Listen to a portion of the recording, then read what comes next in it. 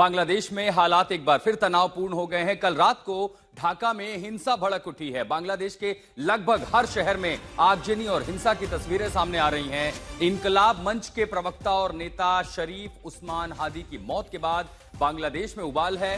प्रदर्शनकारियों ने बांग्लादेश के सबसे बड़े अखबार डेली प्रथम आलो के दफ्तर में तोड़फोड़ की है।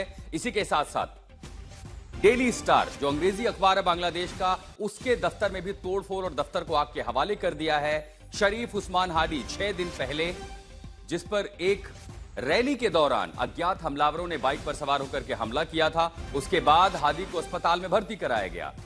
इलाज के लिए उसे सिंगापुर भेजा गया, लेकिन वहां पर उस्मान हादी की मौत हो गई। और उस मौत की खबर आते ही बांग्लादेश में ढाका से लेकर के चिटगांव तक हर जगह तोड़फोड़, आगजनी। तो आपको यह भी बता दें कि शरीफ उस्मान हादी जो ढाका की एक सीट से उम्मीदवार भी था, बांग्लादेश में आम चुनाव की घोषणा हो चुकी है। 12 फरवरी को वहां मतदान होना है, लेकिन चुनाव के बीच में उस्मान हादी की मौत के बाद एक बड़ी हिंसा, कानून व्यवस्था किस तरह धराशायी थी कि भरी सभा के बीच शरीफ उस्मान हादी पर हमला हुआ। शरीफ उस्मान हादी दरअसल शेख हसीना का सबसे मुखर और सबसे प्रबल विरोधी युवा नेताओं में से एक था। जुलाई में शेख हसीना की सरकार के तख्ता पलट होने के बाद अगस्त महीने में उसने अपनी पार्टी बनाई, अपना एक संगठन बनाया और उस संगठन को आक्रामकता से लीड करते हुए उसने आम चुनाव में भी हिस्सा लिया। इनकलाब मंच बनाया और निर्दलीय उम्मीदवार के तौर पर उसने ढाका की सीट से नामांकन भरने की तैयारी की थी। लेकिन 12 दिसंबर को एक चुनावी रैली में उस पर अज्ञात हमलावरों ने शूट आउट किया।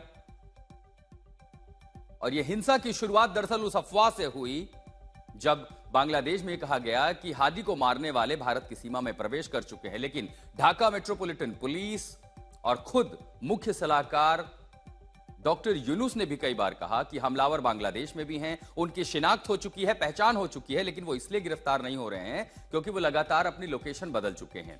उस्मान हादी की तबीयत बिगड़ने के बाद उसे सिंगापुर में इलाज के लिए भेजा गया और इलाज के दौरान उसकी मौत हो गई। जैसे उसकी मौत की खबर आई है, देर रात से बांग्लादेश की सड़कों पर जो दिखाई दे रहा है उसी की तस्वीरें आप देख रहे हैं। कई अखबार, कई टीवी चैनलों को आपके हवाले कर दिया गया है। कई लोगों पर हिंसा की गई है। यहां तक कि चिटगांव में assistant high commission, Indian high commission के बाहर भी पथराव किया गया है। उस्मान हादी की मौत के बाद पूरे बांग्लादेश में हिंसा शुरू हो गई।